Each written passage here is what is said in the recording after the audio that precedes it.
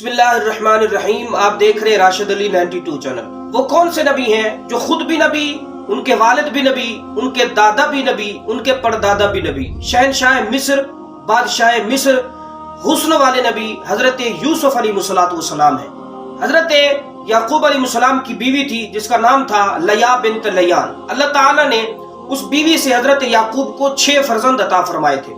حضرت یعقوب کی 2 اور بیویاں تھیں، ایک کا نام بلہا، ایک کا نام زلفا۔ ان دونوں بیویوں سے اللہ نے حضرت یعقوب کو 4 فرزند عطا فرمائے تھے۔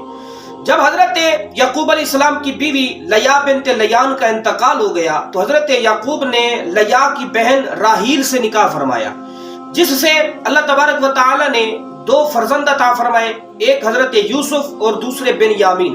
تو اس طرح حضرت یعقوب علیہ السلام کے 12 فرزند ہوئے۔ حضرت یوسف علیہ السلام انتہائی حسین، خوبصورت اور خوبرو انسان تھے۔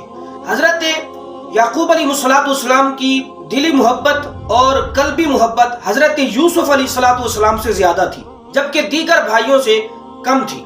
حضرت یعقوب علیہ السلام کی محبت جو حضرت یوسف اور بنیامین سے زیادہ تھی، اس محبت کو دیکھ کر حضرت یوسف کے بھائی حسد کا شکار ہو گئے۔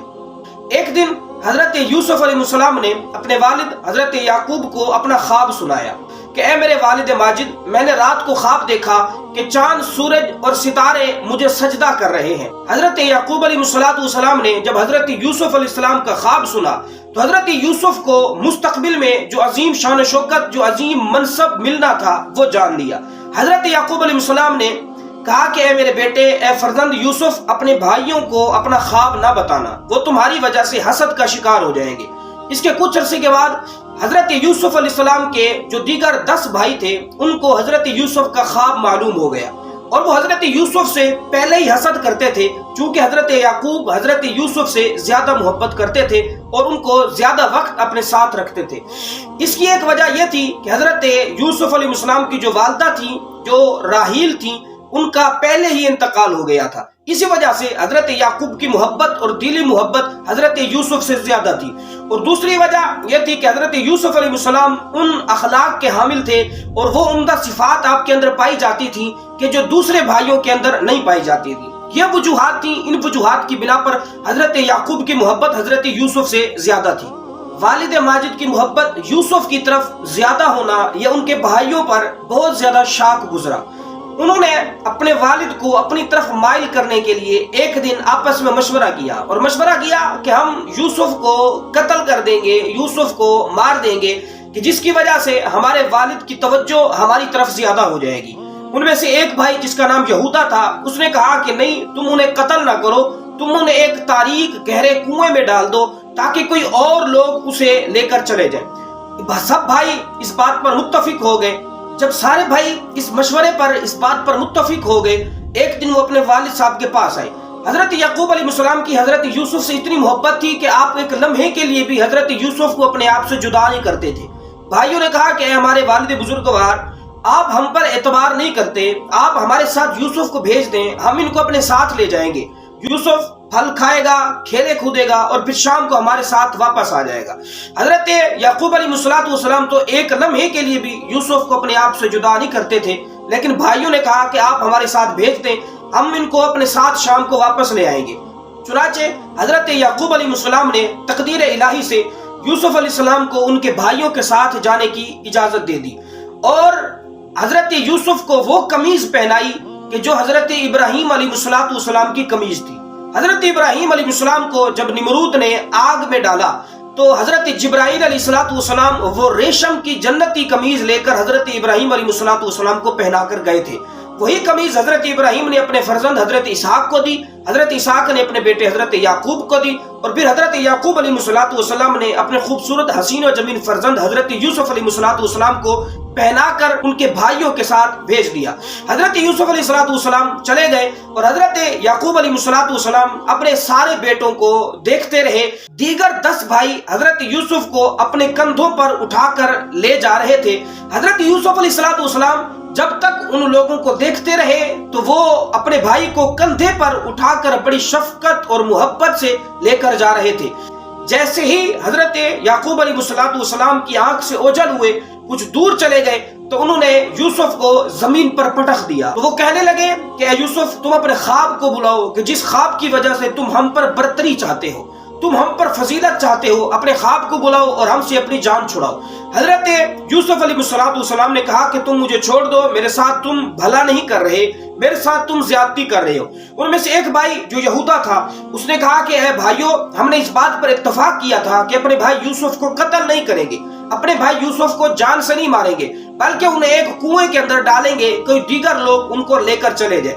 سب بھائی آپس میں اس بات پر متفق ہو گئے اور انہوں نے پھر مارنا چھوڑ دیا. حضرت یوسف علیہ السلام کو ایک رسی کے ساتھ باندھا اور پھر اردن کی زمین جو کہ کنعان کی زمین سے 9 میل کے فاصلے پر تھی, وہاں پر ایک کنواں تھا جس کا پانی بھی کھارا تھا اور وہاں پر بہت ہی کم لوگ آتے تھے, وہاں پر قافلے بھی بہت کم گزرتے تھے. حضرت یوسف علیہ السلام کے بھائیوں نے یوسف کو ایک رسی کے ساتھ باندھا اور پھر اس کنویں کے اندر لٹکا دیا. جب اس کنویں کے اندر لٹکایا تو تھوڑا تھوڑا رسی کو نیچے کرنے لگے. جب آدھے کنویں تک رسی پہنچ گئی, کنویں کی کیفیت یہ تھی کہ اوپر سے کنواں کلوز تھا, کمزور تھا, چھوٹا تھا, جبکہ اندر سے بہت کھلا تھا اور بہت کشادہ تھا. حضرت یوسف علیہ السلام رسی سے باندھے گئے اور جب کنویں کے درمیان میں پہنچے تو بھائیوں نے اوپر سے رسی چھوڑ دی. ادھر سے اللہ تبارک و تعالی نے حضرت جبرائیل علیہ السلام کو بھیجا. حضرت جبرائیل علیہ السلام نے حضرت یوسف کو کنویں کے اندر سے ایک باحفاظت جگہ پر بٹھایا, ایک پتھر پر بٹھایا, آپ کے ہاتھ کھولے اور پھر اللہ تبارک و تعالی نے حضرت جبرائیل علیہ السلام کے ذریعے یا الہام کے ذریعے حضرت یوسف کو یہ بتایا کہ اے یوسف, آپ غمزدہ نہ ہو, آپ پریشان نہ ہو, آپ رنج اور علم میں مبتلا نہ ہو. مستقبل کے اندر ہم آپ کو ایک عظیم شان و شوکت عطا کریں گے, بڑا منصب عطا کریں گے, اور یہ بھائی آپ کے پاس حاجت مند ہو کر حاضر ہوں گے اور آپ کے زیر فرمان ہوں گے.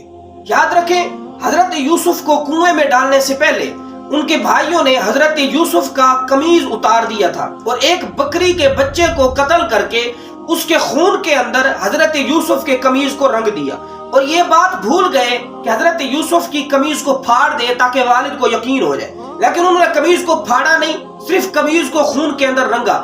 یہ رنگی ہوئی قمیض لے کر حضرت یعقوب علیہ السلام کے پاس جانے کے لیے تیار ہو گئے. جب بالکل رات چھا گئی, جب بالکل اندھیرا چھا گیا, دن ختم ہو گیا, روشنی اور اجالا چلا گیا, تو یہ روتے چلاتے دھاڑے کرتے ہوئے اپنے والد کے پاس حاضر ہوئے. جب حضرت یعقوب علیہ السلام نے ان کے رونے چلانے کی آوازیں سنی تو آپ علیہ السلام ان کے پاس گئے اور پوچھا کہ میرے بیٹے بتاؤ کیا ہوا, کیا تمہاری بکریوں کو کوئی نقصان ہوا؟ بیٹوں نے کہا کہ نہیں. تو والد صاحب نے پوچھا کہ بتاؤ یوسف کہاں ہے؟ تو وہ رونے اور چلانے لگے اور انہوں نے ایک بہانہ بنایا اور انہوں نے ایک جھوٹ گھڑا ہوا تھا وہ بیان کیا. انہوں نے کہا کہ والد بزرگوار, ہم ایک دوڑ کے اندر مبتلا تھے, ایک دوسرے سے ہم دوڑ لگا رہے تھے, بھاگنے کے اندر مقابلہ کر رہے تھے. اسی دوران ہم کچھ دور نکل گئے اور اپنے سامان کے پاس یوسف کو بٹھا کر چلے گئے, اور پھر جب واپس آئے تو دیکھا کہ یوسف کو ایک بھیڑیا کھا گیا تھا اور یہ ان کی قمیض ہے جو کہ خون کے اندر رنگی ہوئی ہے. حضرت یعقوب علیہ السلام نے جب یہ ساری بات سنی تو بہت زیادہ رنج اور علم میں مبتلا ہوئے اور آپ رونے لگے. جب حضرت یوسف کے بھائیوں نے اپنے والد کو وہ رنگی ہوئی قمیض پیش کی تو حضرت یعقوب علیہ السلام دیکھتے ہی سمجھ گئے اور ارشاد فرمایا کہ اے میرے فرزند, بھیڑیا بھی بڑا ہوشیار تھا, بڑا سمجھدار تھا, اس نے میرے بیٹے کو تو نقصان پہنچایا, میرے بیٹے کی قمیض کو ذرا بھی نقصان نہیں پہنچایا.